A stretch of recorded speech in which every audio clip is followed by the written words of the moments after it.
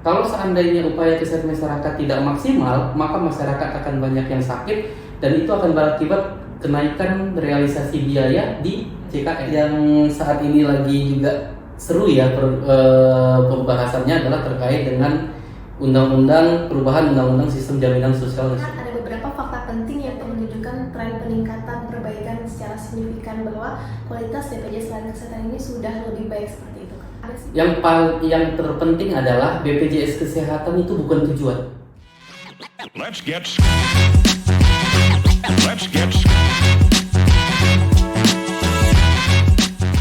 Assalamualaikum warahmatullahi wabarakatuh. Halo Healthy Camp, selamat datang di Pod Show. Podcast ini merupakan podcast interaktif yang gunanya untuk berdiskusi bersama ya Kak, bersama narasumber kita ada Kak Ilham. Halo, selamat siang. Oke. Nah, jadi Pod Show ini merupakan kegiatan diskusi interaktif dan akan membahas tentang isu-isu tentang kesehatan seperti itu.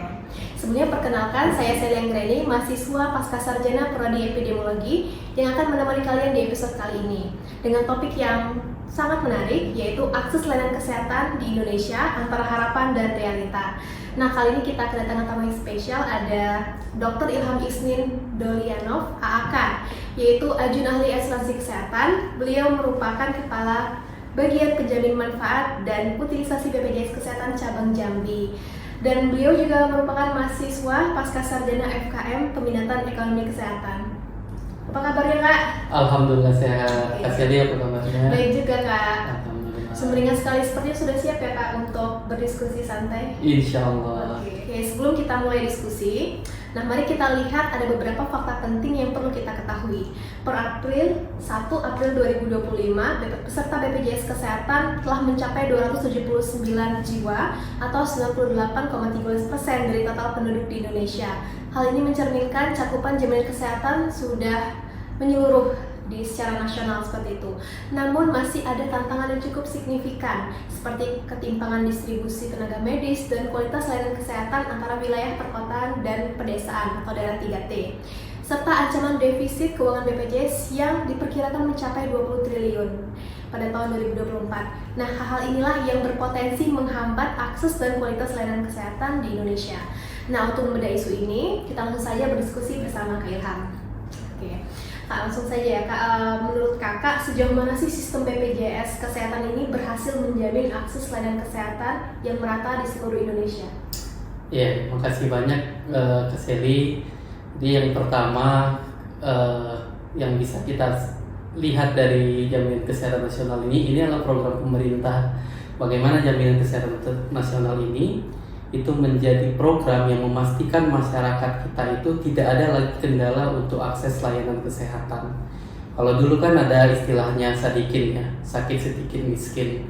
Nah sekarang sudah nggak ada lagi, mau itu PNS, mau itu dia buruh, bahkan sampai sektor informal pun akses layanan kesehatan itu wajib dipenuhi, wajib semua masyarakat mendapatkan layanan kesehatan. Begitu teman-teman. Wah, menarik ya Dok. Jadi kalau kita bandingkan ya antara perkotaan dan pedesaan itu kan masih terjadi ketimpangan. Nah, bagaimana sih dari sudut pandang Kak Ilham sendiri untuk pelayanan BPJS ini? Apakah sudah merata antara perkotaan dan pedesaan gitu? Iya. Jadi programnya itu namanya Jaminan Kesehatan Nasional. BPJS Kesehatan itu adalah penyelenggaranya. Jadi yang kita miliki bersama ini itu Jaminan Kesehatan Nasionalnya. Nah, ketika Jaminan Kesehatan Nasional ini launching tahun 2014, target pertama yang kita ingin capai itu adalah Universal Health Coverage. Jadi bagaimana yang 95% minimal dari seluruh penduduk Indonesia itu bergabung dalam skema Jaminan Kesehatan Nasional. Nah, saat ini yang tadi Kak Seli sampaikan, sudah lebih dari 95% penduduk Indonesia itu tercover atau masuk ke dalam skema JKN. Apa tugas kita berikutnya adalah memastikan masyarakat yang sudah bergabung tadi mendapatkan akses ke layanan kesehatannya, baik itu dari sisi fasilitas kesehatannya, tenaga medisnya, sampai dengan sarana penunjang lainnya. Itu yang kita harapkan setelah lebih dari 95% masyarakat itu bergabung. Oke. Nah, menurut pengamatan kakak sendiri, apakah ada sih data yang menunjukkan tren peningkatan perbaikan secara signifikan bahwa kualitas BPJS Layanan Kesehatan ini sudah lebih baik seperti itu kan? Tentu. Jadi kalau kita lihat selama 10 tahun perjalanan jaminan kesehatan nasional, kita bisa lihat bagaimana keluhan-keluhan yang dirasakan masyarakat mulai dari jaminan kesehatan nasional itu mulai di tahun 2014. Dari sisi supply fasilitas kesehatan, BPJS Kesehatan itu setiap tahun menambah terus jumlah fasilitas kesehatan yang bekerja sama. Jadi kurang lebih di tahun 2025 ini lebih dari 20.000 fasilitas kesehatan tingkat pertama, artinya puskesmas maupun klinik pertama itu bekerja sama dengan BPJS Kesehatan. Kemudian dari sisi rumah sakit dan klinik utama itu lebih dari 3.000. Artinya jumlahnya terus meningkat nih. Begitupun dengan mutunya. Kalau dulu masyarakat kita, kalau mungkin pernah mendengar berita ada yang mengantri itu bukan orangnya yang mengantri, sendalnya yang mengantri, kan gitu kan? Sekarang kita sudah ada antrian online. Bagaimana masyarakat itu tidak perlu menunggu antrian di rumah sakit, dia cukup mengantri lewat mobil JKN dari aplikasi mobil JKN. Kemudian nanti dia akan mendapatkan kepastian jam berapa dia akan dilayani. Jadi datang ketika kita udah tahu jamnya. Betul, gitu ya? seperti kita naik pesawat. Oh iya. Kan kita naik pesawat siang kan nggak dari subuh kita di bandara, 2 jam sebelum misalnya seperti itu. Nah jadi menurut saya pelayanan JKN semakin waktu semakin meningkat. Oke, saya juga setuju sih dok. Nah kemudian ini kan universal health coverage ini kan minimal 95% ya dok. Nah karena sekarang datanya udah menunjukkan peningkatan signifikan yaitu 98,13%. Nah apakah diharapkan tercover 100% gitu dok? Atau apa sih misalnya faktor yang menyebabkan masih ada beberapa persen yang belum tercover ini sendiri? Apakah kemauan si pasien itu, apakah kemauan masyarakat yang belum mau untuk daftar BPJS atau kenapa gitu dok? Iya, memang kita menargetkannya di 95%. Kenapa begitu? Karena pertumbuhan penduduk itu kan akan terus berlangsung sehingga persentase yang belum mencakup dengan dalam 100% itu adalah untuk mengakomodir pertumbuhan penduduk tersebut. Selain itu, sebenarnya yang lebih penting adalah tidak hanya kuantitas, jadi tidak hanya jumlah dari peserta atau yang bergabung dalam skema JKN, tapi kualitasnya juga. Sampai dengan saat ini, walaupun 95% dari penduduk itu sudah bergabung, tapi yang aktif, peserta yang membership JKN-nya aktif itu masih sekitaran 60-70%. Nah, itu kan juga akan berakibat nanti pada akses. Kalau dia tidak aktif, dia tidak bisa untuk mendapatkan pelayanan JKN-nya. Sehingga lebih penting lagi kualitasnya sebenarnya. Demikian. Nah, kemudian kita lanjut ke pertanyaan kedua ya. Menurut kakak, desentralisasi pelayanan kesehatan di tingkat daerah ini sebenarnya lebih mendukung atau malah menghambat implementasi jaminan kesehatan nasional melalui BPJS ini? Oke. Kalau kita bicara desentralisasi, kita nggak akan jauh dari undang-undang kesehatan yang baru saja diterbitkan. Bagaimana fungsi atau peran pemerintah daerah itu menjadi sangat vital dalam sektor kesehatan. Nah, JKN sebagai suatu sistem itu tidak terlepas dari sistem-sistem kesehatan lainnya. Nah, oke, kita punya pembiayaan yang bagus. Tapi kalau dari sisi supply seperti fasilitas kesehatan yang sarana prasarananya tidak mencukupi, itu juga akan menjadi pembatasan akses ke masyarakat. Sehingga pemerintah daerah sangat berperan penting untuk mengadakan fasilitas kesehatan yang bermutu, dan kemudian yang tidak kalah penting adalah obat-obatan yang harus selalu tersedia di fasilitas kesehatan. Oke, baik dok. Seandainya ada, misalnya nih, ada juga nih ya sebuah case gitu yang pernah terjadi gitu kan, aku hadapi juga gitu. Misalnya ada pasien BPJS yang berobat gitu kan, ternyata di FKTP-nya dia nggak ada obat tersebut, padahal itu obat yang harusnya ada di puskesmas. Nah, apakah bijak misalnya kita menyuruh si pasien itu untuk membeli sendiri obat di luar, atau kita yang membeli sampai pasien tersebut terlayani dengan obat tersebut? Idealnya adalah bagaimana fasilitas kesehatan itu bisa memenuhi kebutuhan obatnya sesuai dengan kebutuhan sehari-hari dari fasilitas kesehatan tersebut. Jadi kita tidak mengatasi di hilirnya. Kalau di hilirnya mungkin kekosongan obat itu ya harus segera dipenuhi oleh fasilitas kesehatan, atau kalau dia tidak bisa menyediakan obat tersebut, dia harus berjejaring dengan fasilitas kesehatan lain yang memiliki obat tersebut. Tapi di hulunya adalah bagaimana fasilitas kesehatan atau FKTP tersebut bisa memanage dengan baik persediaan obatnya, baik dari sisi distribusi, dia mendapatkan obatnya seperti apa, pengelolaan di fasilitas kesehatan tersebut juga, sampai dengan pemberian obat dengan sesuai dengan evidence base, sesuai dengan indikasi medis kepada pasiennya gitu. Oke, jadi kalau misalnya kita menyuruh pasien untuk membeli sendiri itu tidak sangat bijak ya? Kurang bijak ya. Jadi kita harus memastikan bahwa persediaan stok obat itu harus selalu ada. Betul. Oke, baik.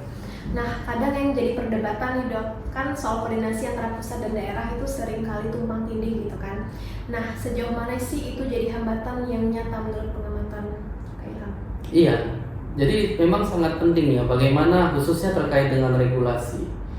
Regulasi itu kita harus juga melihat bagaimana regulasi itu bisa diimplementasikan di daerah. Jangan ketika regulasi itu sudah terbit misalnya oleh Kementerian Kesehatan, begitu sampai di daerah tidak bisa diimplementasikan. Misalnya terkait dengan pembagian terkait dengan sistem kapitasi misalnya.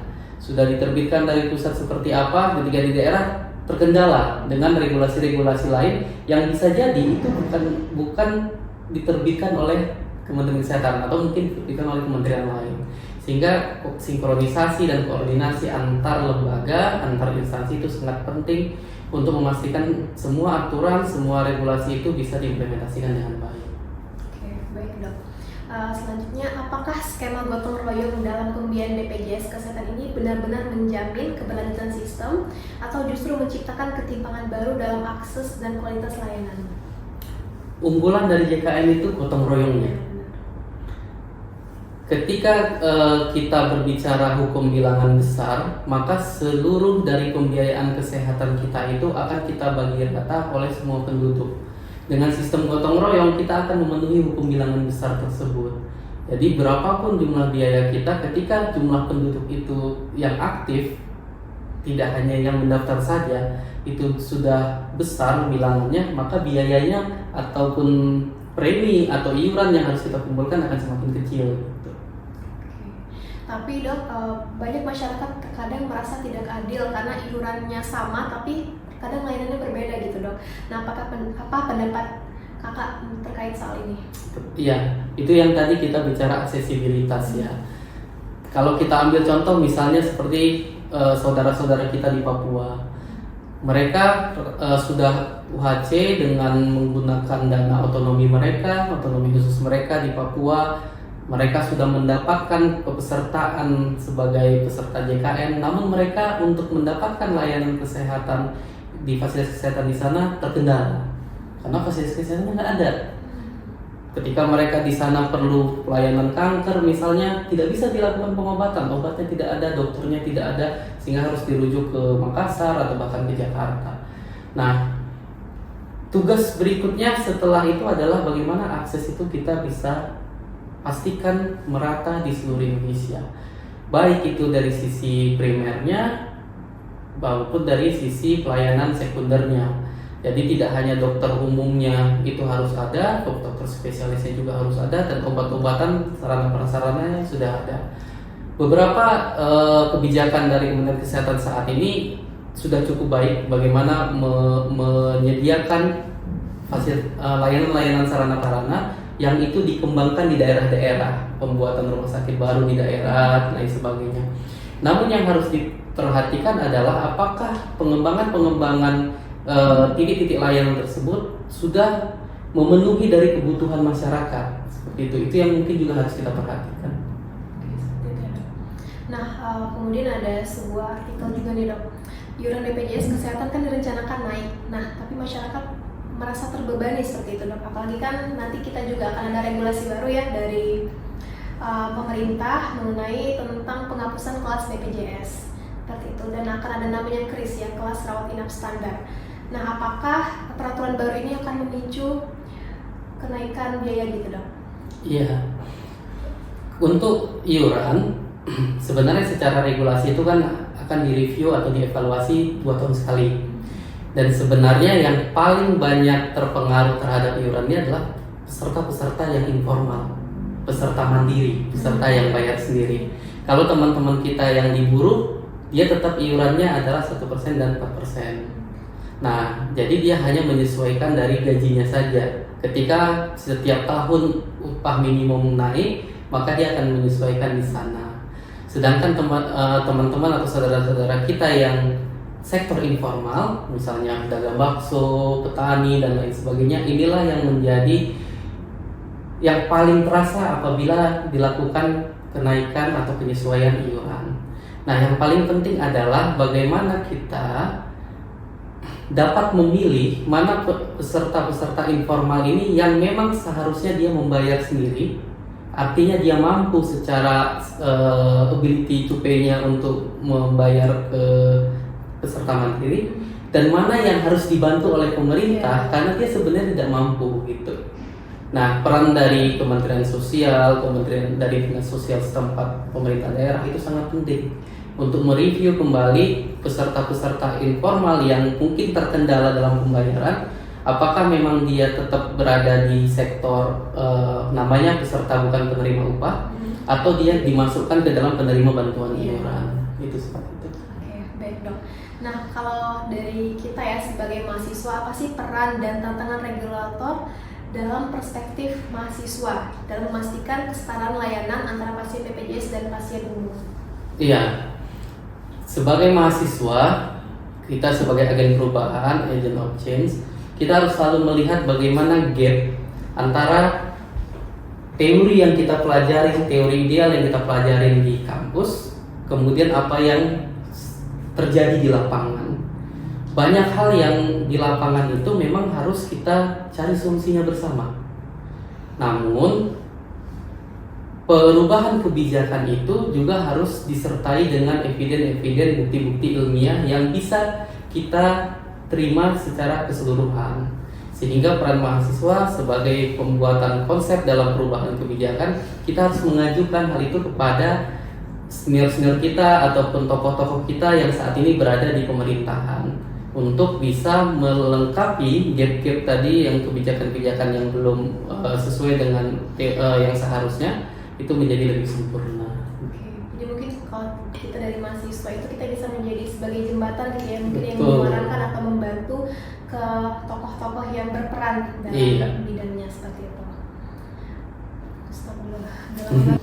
Oke, menurut dokter ya, bagaimana sih harmonisasi antara kebijakan BPJS Kesehatan dengan kebijakan kesehatan daerah dan regulasi lainnya bisa diwujudkan?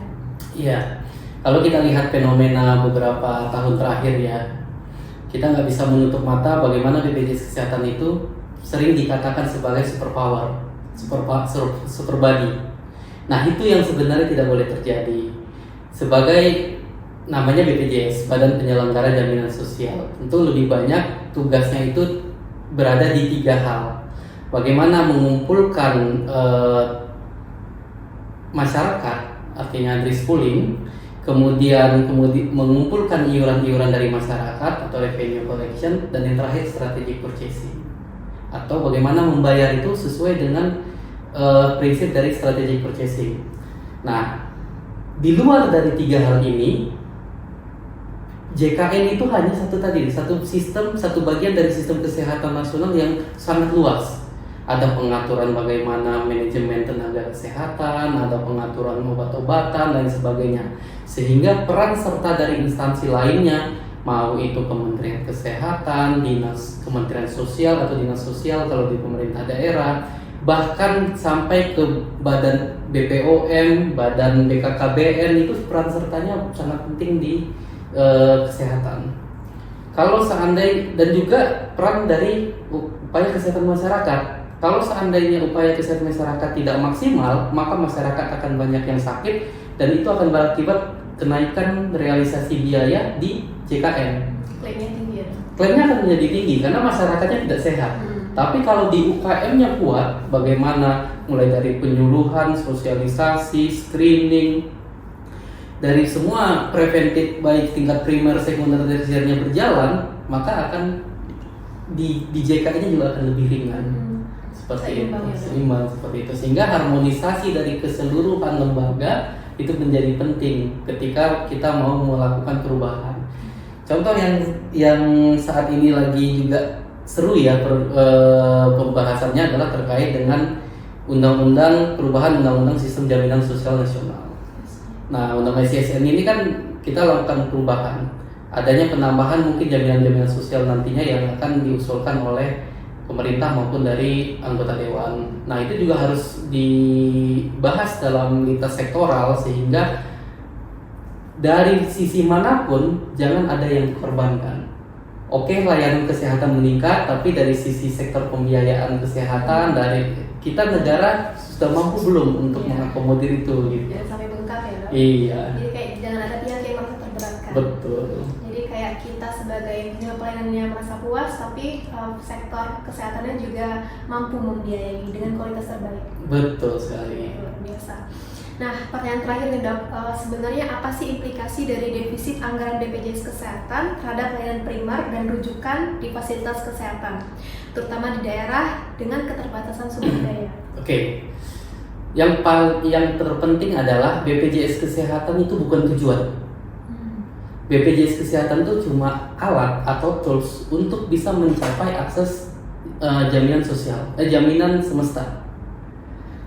Jadi BPJS Kesehatannya defisit, it's okay. Tapi bagaimana layanan kesehatan kepada seluruh masyarakat tetap berjalan dengan baik, itu yang paling utama. BPJS Kesehatan sebagai suatu lembaga itu diatur dalam undang-undang sudah sangat dilindungi. Dia tidak akan bisa violate kecuali dibubarkan oleh undang-undang. Sehingga peran dari pemerintah untuk menjaga sustenabilitas dari JKN melalui BPJS Kesehatan itu akan selalu ada. Jadi kita harusnya lebih fokus kepada bagaimana aksesibilitas atau layanan kesehatan itu kepada masyarakatnya gitu. Nah, jadi dan kita sudah punya pengalaman ketika dulu defisit berlangsung di tahun, kalau kita ingat 2014 sampai 2018 itu kan kita sudah punya pengalaman. Dan pemerintah saya yakin melalui BPJS Kesehatan, Kementerian Kesehatan maupun Kementerian Keuangan itu sudah memikirkan bagaimana untuk pengelolaan kecukupan dana dari jaminan kesehatan nasional. Nah, terkait dengan defisit tadi, Kak, apakah ada sih dampak signifikan terhadap layanan primer dan juga layanan rujukan di fasilitas kesehatan itu sendiri? Ya, itulah yang harus kita jaga. Sampai dengan saat ini, data menunjukkan BPJS Kesehatan itu tidak ada mengalami gagal bayar kepada fasilitas kesehatan. Kemudian dari kecukupan dana pembayaran dana jaminan sosial pun itu masih mencukupi dari aturan yang diatur oleh pemerintah. Dalam hal ini kebutuhan dana itu harus 3 kali kebutuhan bulanan. Nah, jadi kalau kita lihat sebenarnya sampai dengan saat ini itu dana jaminan sosial masih mencukupi untuk membayar fasilitas kesehatan, sehingga fasilitas kesehatan itu harus fokus tetap ke mutu layanan. Tidak usah dipikirkan bagaimana pembiayaan itu. BPJS Kesehatan dengan Kementerian Kesehatan dan Kementerian Keuangan akan mengelola semua risiko terkait dengan jaminan sosial dan menyesuaikan regulasi untuk tetap menjaga sustainabilitas dari JKN. Jadi yang utamanya kayak kalau BPJS Kesehatan itu sendiri harus mengutamakan mutu layanan kesehatan. Kualitas, jadi kayak masalah defisit itu bisa ditangani lah. Yang penting kualitas kita terlaksana dengan baik, nanti orangnya yang bayar iuran juga mungkin lebih lancar gitu. Ya Kak. Dampak signifikannya seperti itu. Kita udah menuju closing nih Kak ya. Mungkin boleh dong Kakak berikan kesan dan pesan ataupun ya terutama pesan ya terhadap BPJS Kesehatan ataupun untuk masyarakat bagaimana agar keselamatan kesehatan ini tetap terjaga gitu kan. Baik, jadi kita harus punya rasa kepemilikan bersama terhadap program jaminan kesehatan nasional. Bagaimanapun program ini sudah sangat banyak membantu masyarakat untuk menyelesaikan permasalahan finansial terkait dengan layanan kesehatan. Kita lihat di rumah sakit sekarang bagaimana masyarakat yang memerlukan hemodialisa setiap hampir bisa 2-3 kali per minggu itu sangat terbantu dengan program JKN. Kemudian anak-anak yang mungkin harus menjalani kemoterapi, itu sudah juga sangat terbantu oleh JKN. Mari kita bersama kita jaga JKN ini untuk yang khususnya sektor informal ataupun peserta mandiri, jangan lupa untuk membayar iurannya. Iya benar. Iurannya bayar tiap bulan. Kemudian apabila ada masyarakat kita yang kita rasakan, oh ini tidak mampu nih, silakan berkoordinasi dengan dinas sosial setempat supaya bisa nanti dimasukkan ke data untuk penerima bantuan iuran, sehingga membantu masyarakat juga untuk bisa tetap kepesertaannya aktif. Yang terakhir adalah peran serta semua masyarakat maupun stakeholder untuk menjaga sustainabilitas dari JKN dengan perubahan kebijakan maupun regulasi yang kedepannya harus lebih baik lagi, demi tidak hanya kepada pembiayaan kesehatan tapi juga ke akses dan mutu layanan kesehatan. Demikian.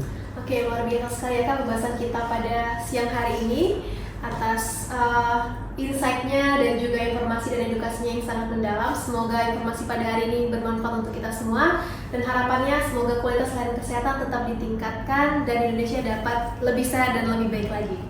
Oke, baiklah, mungkin itu saja. Selamat siang Healthy Camp, sampai jumpa di episode selanjutnya. Terima kasih. Oke.